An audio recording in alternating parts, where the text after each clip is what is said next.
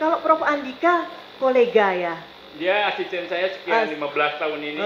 Terakhir kapan?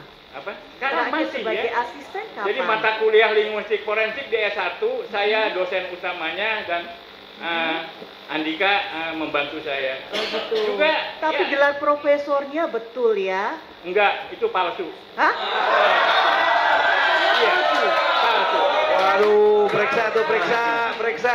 Jadi Anda yang bertanya ya. Tenang dulu, tenang. Sekarang coba Anda kontak ke Dewan Guru Besar.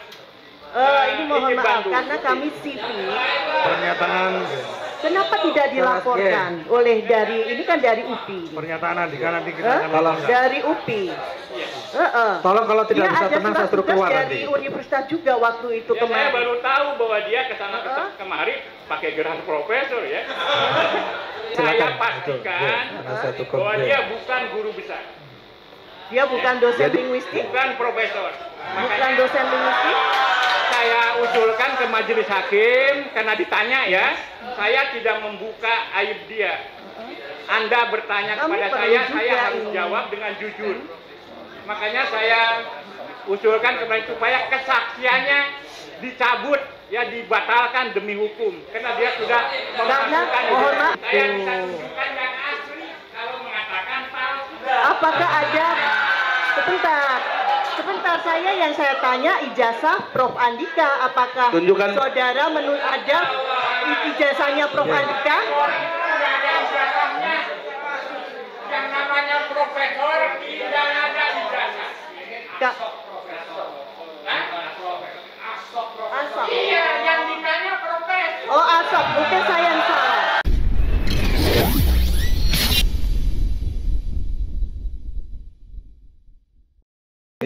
Assalamualaikum, Prof. Aceh. Biar saya agak rendah, biar suasananya agak rendah juga. Terima kasih tadi uraian dari Prof. Aceh. Saya tertarik dengan penafsiran tadi ya soal kata keonaran.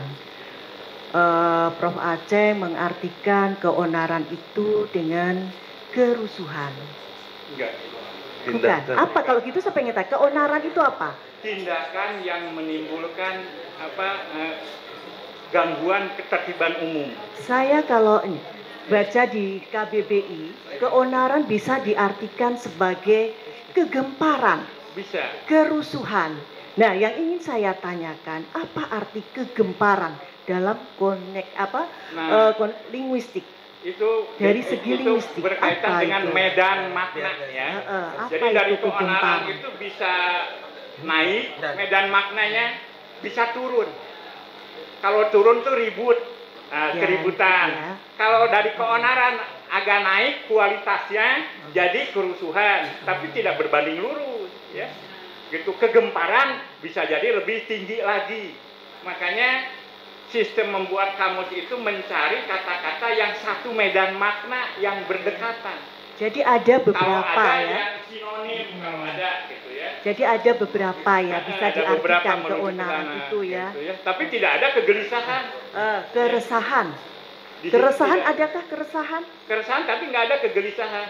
Resah itu resah ya, resah. Iya. Karena ini saya juga mengutip ini dari pendapat dari akademisi dari Fakultas Hukum UI. Dia mengartikan keonaran itu dari bahasa kamus bahasa Belanda karena KUHP kita kan pakai Belanda. Jadi dia mengartikan sebagai onrustverwekken yang artinya mengakibatkan keresahan atau kegelisahan di dalam masyarakat. Ini kalau dari ahli hukum Fakultas Hukum UI dia berpendapat keonaran itu sebagai keresahan atau kegelisahan. Mungkin rujukannya berbeda. Ini karena dia mengartikan KUHP. Yang jelas kalau menyangkut kata-kata rujukannya itu pertama itu secara itu KBBI formal ya. Dari situ baru ke konteks. Kalau ini jadi dari saya menghormati ya perbedaan itu karena perbedaan. Tadi kan bilang ya ilmuwan itu bisa sifatnya kan terbuka. Mungkin ada pendapat lain. Bisa jadi. Ya, kalau dari Prof. Aceh tadi berpendapat berdasar KBBI. Iya. Ternyata ada juga pendapat dari KUHP Belanda, Iya. karena KUHP kita tahun 46 itu memang disado dari bahasa Belanda. Jadi ini onras verweken, itu artinya keresahan atau kegelisahan. Ini kami ungkap ini karena kemarin juga Prof. Andika bilang ada keresahan, mengartikan keonaran itu sebagai keresahan.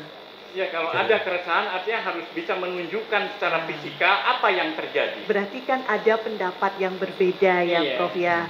Tadi bilang kalau Prof Andika kolega ya. Dia asisten saya sekian 15 tahun ini. Terakhir kapan? Apa? Sekarang Terakhir masih sebagai ya. asisten kapan? Jadi mata kuliah linguistik forensik di S1, saya dosen utamanya dan Andika membantu saya. Oh gitu. Juga, tapi ya. gelar profesornya betul ya? Enggak, itu palsu. Hah? Iya, palsu. Waduh, periksa. Dari Ada yang bertanya ya. Tenang dulu, tenang. Sekarang coba Anda kontak ke Dewan Guru Besar. ini mohon Izin maaf Bandung. karena kami CV. Pernyataan Kenapa tidak dilaporkan oleh ini kan dari UPI? pernyataan nanti kita akan Dari UPI. Tolong kalau tidak Dia bisa ada tenang saya surat suruh tugas keluar dari nanti. universitas juga waktu itu Ya, saya kemarin. baru tahu bahwa dia kesana kemari pakai gelar profesor ya. Jadi lihat aja di jadwal, saya buka jadwal. Kalau ini kan dia sebagai jabatan sebagai Kepala Pusat Studi dan Pengembangan Iptek, Haki dan Publikasi Lembaga Penelitian Pengabdian kepada Masyarakat Universitas Pendidikan Indonesia. Saya tidak tahu itu. Soal jabatan saya tidak tahu. Oke, itu nanti Tidak jabatan. terserah itu silakan. Saya Itu, pastikan bahwa dia bukan guru besar, Dia bukan dosen Jadi- linguistik, bukan profesor. bukan Makanya dosen linguistik. saya usulkan ke majelis hakim karena ditanya ya, saya tidak membuka aib dia. Anda bertanya Kami kepada perlu saya juga harus ini. jawab dengan jujur. Makanya saya usulkan kemarin supaya kesaksiannya dicabut, ya dibatalkan demi hukum, karena dia sudah Karena memasukkan mohon maaf, Yang mulia tuh. untuk mengatakan Panitra, catat. palsu dan Oke, tidak juga akan perlu dicatat. ada. Andika tuh. Kadangnya Ya, tadi kan dicabut, bilang Kak. harus ada Ya. apple to apple. Ya. Gitu. Saya bisa tunjukkan yang asli kalau mengatakan palsu. Apakah ada sebentar yang saya tanya ijazah Prof Andika, apakah Tunjukkan. saudara ada ijazahnya Prof Andika? Tidak ada ijazahnya.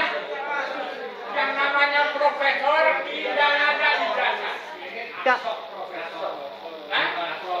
Asok. Asok. Iya, yang ditanya profesor. Oh Asok, mungkin saya yang salah. Asok, Tolong tenang, profesor. penonton. Saya yang salah. Hei, Tapi tolong dia ya. dosen. Oh ya, Asok profesor, mungkin saya yang salah. Tapi dia kolega, mohon maaf. ya. Saya rasa Bentar. pertanyaannya diganti Dia yang lain aja, Bu. kolega Ya. juga di dosen itu ya. Oh gitu. Jadi di bidang linguistik juga. Nah, saya tanyakan ini karena kan ada perbedaan ya, ada pendapat Prof Aceng kalau keonaran itu diartikan sebagai fisik, sementara Prof Andika ini dia mengartikan keonaran itu bisa keresahan. Ini juga sejalan dengan pendapat dari ahli Fakultas Hukum UI yang mengartikan keonaran itu dengan keresahan. Jadi ada beberapa memang pendapat gitu ya. Dan dalam dunia akademis itu Biasa ya. Jadi perbedaan itu biasa ya. hanya bisa diuji mana yang rujukannya lebih berkualitas, mana Ya. yang Kalau ini kan juga dari KUHP Belanda. makanya ada seminar, Iya. ada diskusi untuk menguji ya. Itu perbedaan itu bukan untuk menciptakan permusuhan di pertentangan, tapi untuk menghasilkan konsensus Ya. atau kesimpulan yang lebih baik. Ya, betul, saya setuju. Berarti ada juga ya, keonaran itu bisa juga ditafsirkan sebagai kegemparan tadi yang Prof Aceng sebutkan ya. Jadi tidak melulu harus ada kerusuhan atau apa. Jadi medan maknanya ada beberapa. Yang apa pendekatannya itu bisa ke atas, bisa lebih kualitatif, bisa ke bawah, gitu ya. Kemudian saya tanya tadi kan Prof. Aceh menyoroti soal keonaran itu hanya di ranah bukan media massa tadi, intinya kan seperti itu ya, konvensional. Ya, konvensional. Sementara Prof. Aceh juga menerangkan tadi bahwa perkembangan hukum itu besar. Perkembangan ilmu pengetahuan itu kan juga termasuk perkembangan bahasa, pemaknaannya juga bisa berkembang, betul ya. Nah, ini saya kaitkan dengan, mohon maaf kalau ini tidak menyangkut ITE atau dulu perkara pencurian itu objeknya hanya benda-benda yang bisa dilihat, bisa diwujud. Tapi perkembangannya ternyata bisa pencurian listrik itu bisa masuk ranah pencurian. Nah, dari ahli hukum ini saya kaitkan dengan pendapat yang dari Fakultas Hukum UI tadi. Jadi, untuk keresahan tidak melulu dari fisik, tapi juga ke sikap batin atau juga ke media massa.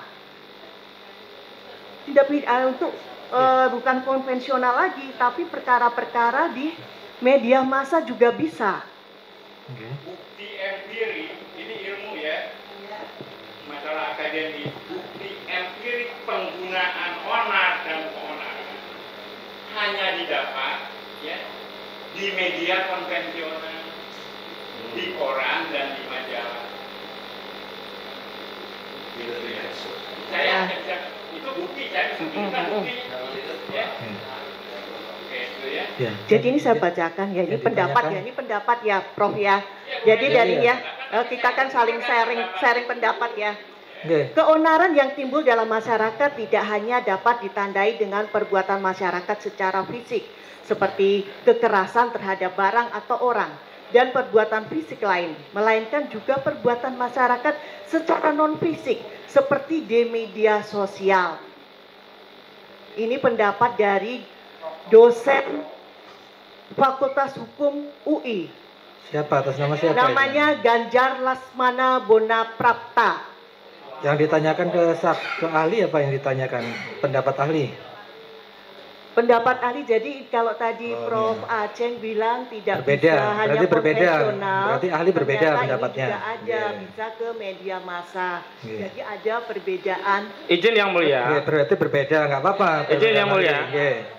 Mohon jika itu pendapat ahli agar dalam persidangan ini tidak ada framing, harus dari ahli yang dihadirkan. Bisa jadi apa yang dikonfirmasi ketika dihadirkan beda. Saya ingin mengetahui pendapat dari Prof. Aceh kalau ada pendapat yang berbeda. Nah, karena itu pendapat yang berbeda harus dihadirkan kalau memang ada. Kalau tidak jangan, karena kita fakta persidangan, bukan beropini dan memframing sebuah yang persidangan. Ahli-ahli kami dari ahli agama diskusinya cukup, ya, perdebatannya cukup. Ahli lain yang tidak hadir di sini.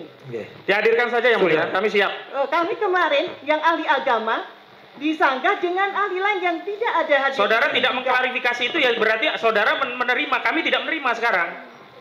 Bagaimana pendapat Sudah cukup. Prof. Aceh? Saya tanya ke Prof. Aceh. Saya cukup. Oke, intinya gini aja. Ahli tadi tidak sependapat dengan apa yang saudara sampaikan, gitu aja. Oke, ahli tadi kan tidak sependapat berarti, Pak Saudara ahli, Saudara ahli tadi tidak sependapat dengan Bu Jaksa tadi mengenai itu, berbeda boleh, ahli kan hanya,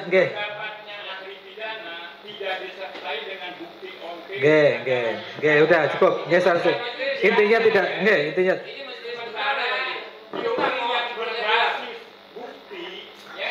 Biasanya lebih kuat. Saya tunjukkan buktinya, ya.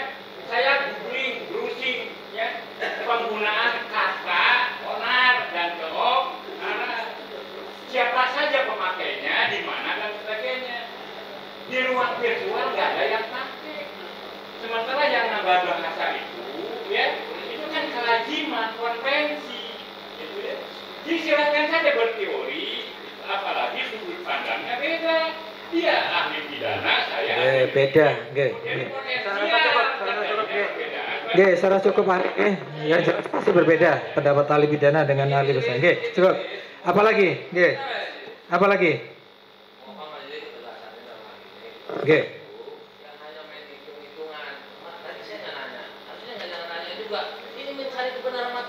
Iya, sudah kita sampaikan. Iya. Oke, sudah. Sudah, saya cukup. Oke, cukup. Cukup Pak Jaksa, cukup. Cukup sekali lagi cukup. Sekali lagi ini sidang, bukan perdebatan. Iya, makanya ya, tolong penasihat hukum juga tolong di anulah. Tolong nggih. Kesabarannya tolong. Ini persidangan nggih. Nggih. Nggih. Nggih, sebenarnya harusnya sudah selesai dari tadi, makanya. Saya rasa cukup dari penuntut umum masih ada cukup? Iya, sebenarnya masih ada majelis hakim. Saya mencatat pernyataan dari penasihat hukum bahwa kalau memang ada yang tidak terima boleh disela. Ya. Boleh keberatan, nanti boleh kita catat di mana keberatannya. Ya. Boleh disela ya Pak ya? Iya, boleh. Siap. Iya, sudah cukup. Baik. Cukup. Nggih. Jangan diteruskan, sudah. Satu pertanyaan saja majelis karena mohon izin Pak Ali ya. Saya pertanyaan yang umum saja. Saya yang umum saja. Ya, saya yang umum saja Ali, ya. Karena saya juga ahli juga melihat bahwa sudah mulai. Ya, kasihan ahli dari tadi soalnya. Tadi ahli sedikit menyinggung tentang second opinion, ya. Jadi tadi ahli bisa apabila data primer tidak bisa atau tidak bisa ditampilkan, maka bisa menggunakan data primer sepanjang itu dikeluarkan oleh suatu lembaga yang punya otoritas. Baik, saya ingin tanyakan, seandainya lah, ini sama-sama second opinion, ada data yang kita sebut sebagai data sekunder, bentuk fotokopian atau bentuk lain, salinan ataupun legalisir ataupun foto dan sebagainya tidak dalam bentuk asli.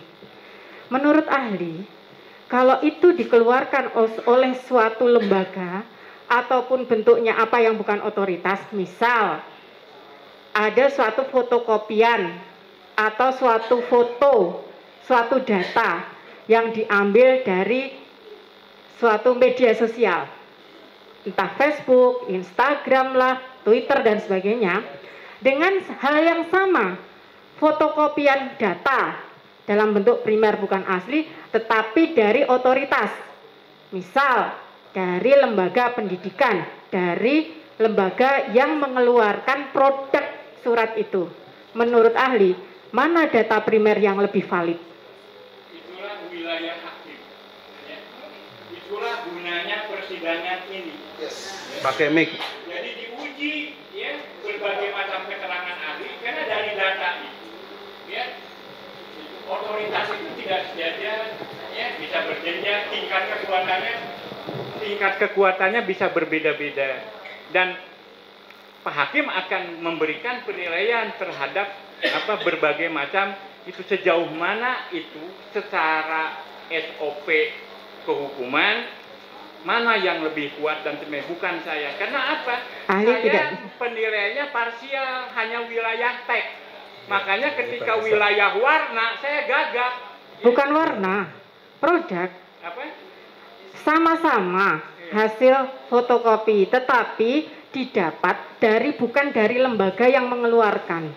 Dengan didapat dari lembaga yang mengeluarkan. Menurut ahli, mana yang lebih punya otoritas? Linguistik forensik tidak menyediakan metodologi untuk itu.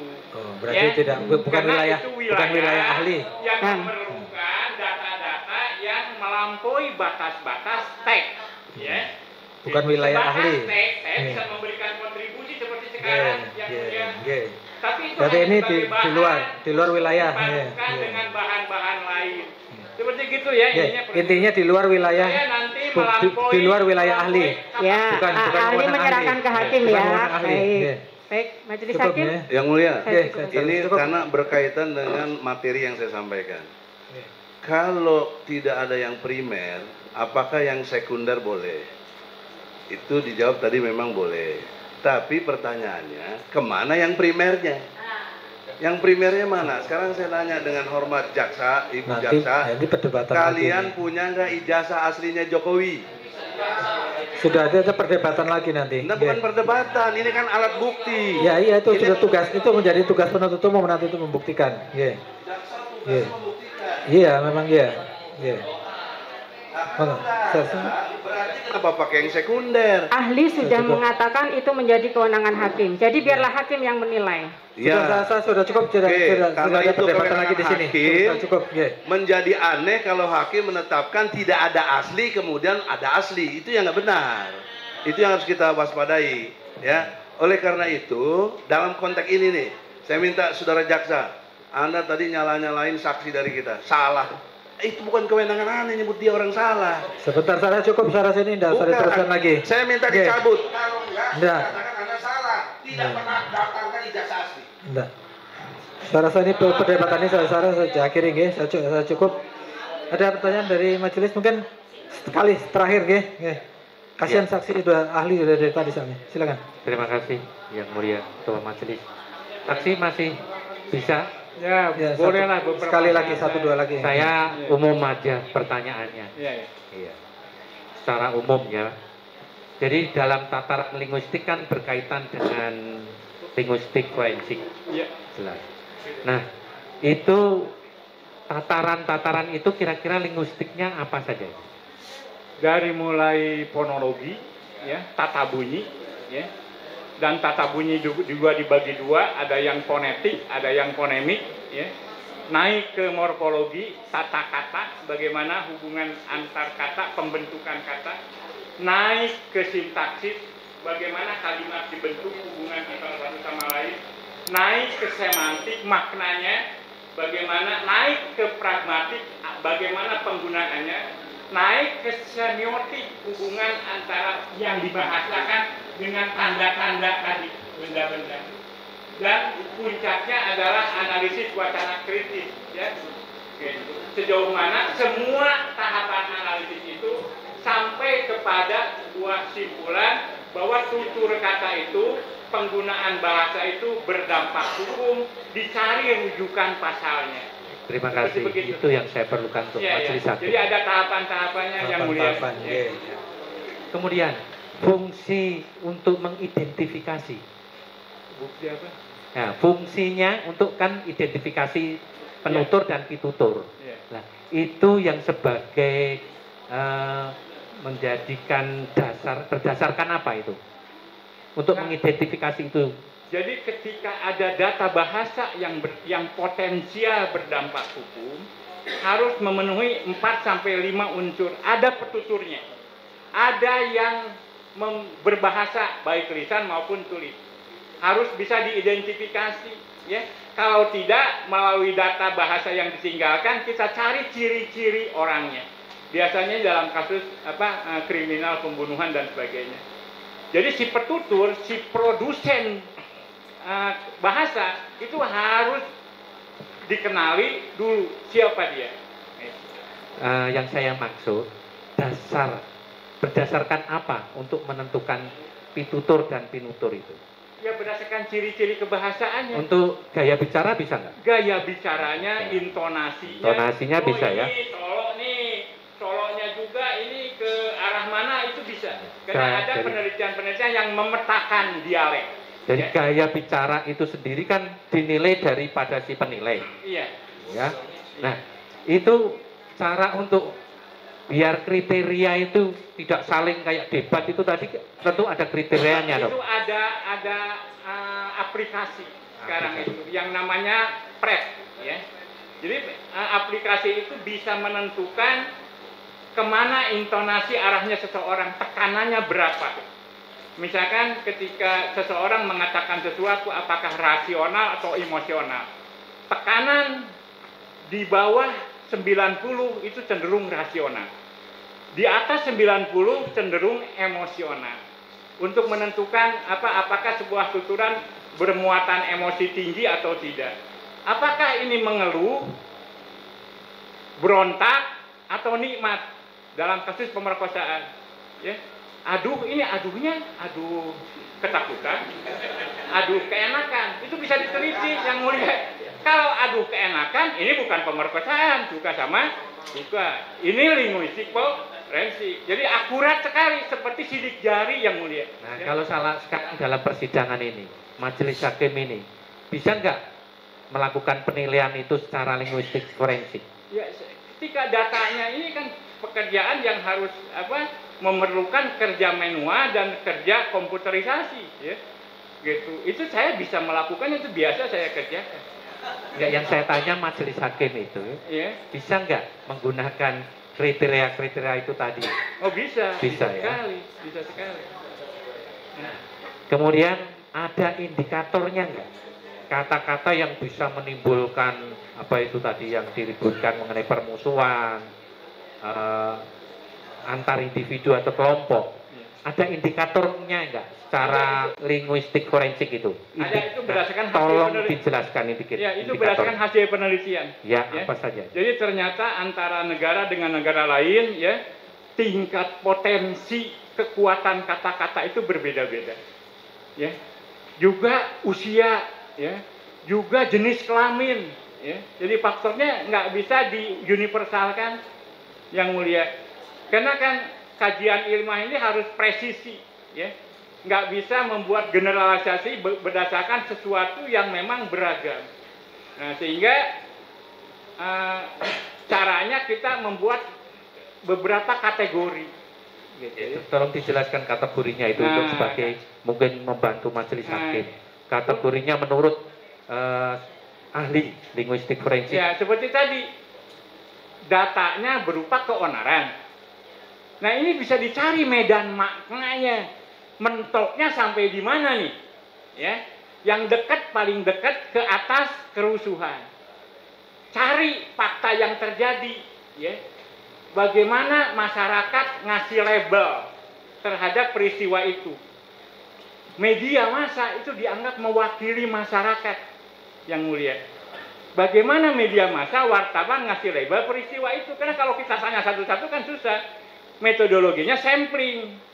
Media massa kasih labelnya keonaran untuk sesuatu yang terjadi di ruang konvensional, dilakukan oleh anak-anak muda dalam sebuah tindak yang mengganggu ketertiban umum.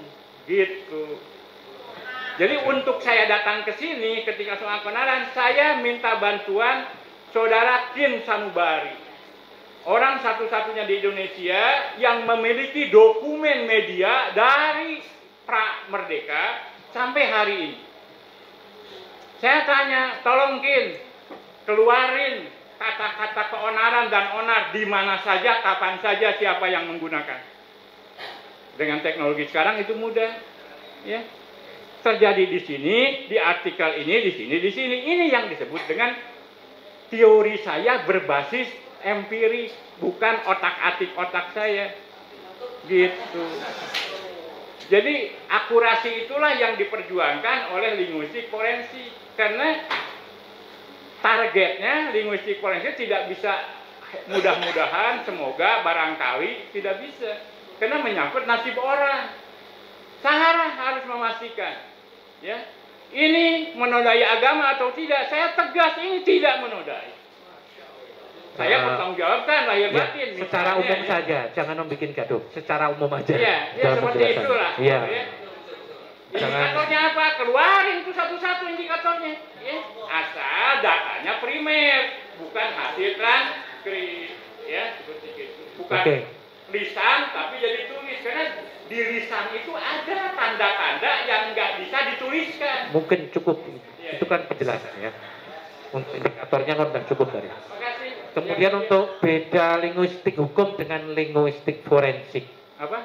Beda linguistik hukum dengan linguistik forensik. Yang saya ketahui, saya bisa salah ya, yang mulia. Linguistik hukum itu orang-orang hukum belajar linguistik. Ya. Kalau linguistik forensik, orang-orang linguistik belajar hukum. Itu kan jelas, Prof. Itu jelas. Maksudnya yang membedakan secara kriteria. Ya, menurut saya tergantung apa yang dilabeli gitu ya. Itu. Karena yang saya tahu. Oke, kalau berbasis teks, kan kalau dari linguistik forensik kan analogi dengan DNA. Nah, itu bisa dijelaskan nggak? Iya, untuk menunjukkan ya sejauh mana penggunaan bahasa itu berdampak hukum di tingkat dokumen produk hukum, di level proses hukum, dan di level kasus hukum itu sendiri. Jadi ada 3 bidang wilayah kerja linguistik forensik. Ya. Memeriksa dokumen-dokumen hukum sejauh mana teks itu relevan dengan konteks. Seperti itu, ya. Makanya saya banyak terlibat dalam upaya penyiapan atau draft undang-undang. Ya, saya hanya memberikan kontribusi dari segi linguistik forensiknya. Gitu ya, nggak masuk ke wilayah pidananya apa segala macam, nggak, karena itu bukan wilayah saya. Begitu majelis hakim. Oke. Sekarang satu lagi terakhir, hanya pendapat secara linguistik forensik aja. Negara Indonesia kan negara berdasarkan hukum ya. Yeah. Ya, kalau secara linguistik forensik, kan hukum itu kan untuk mengatur ketertiban masyarakat. Nah, seperti adanya permasalahan ini, kalau negara berdasarkan hukum secara linguistik forensik itu, teksnya kira-kira bisa ditunjukkan harus bagaimana? Teks yang berlaku di negara ini. Cukup, Ya. terima kasih. Yeah. Oke, terima kasih, saya pikir cukup ya. Karena ini keterangan ahli, saya pikir tidak perlu mendapatkan tanggapan dari, karena tadi sudah ditanggapi oleh terdakwa. Cukup ya, saya rasa keterangan ahli saya rasa cukup. Silakan nanti ditanggapi masing-masing, baik penuntut umum maupun penasihat hukum di dalam tuntutannya dalam pledoinya. Selanjutnya saksi sudah boleh meninggalkan tempat. Terima kasih atas waktu dan kesempatannya.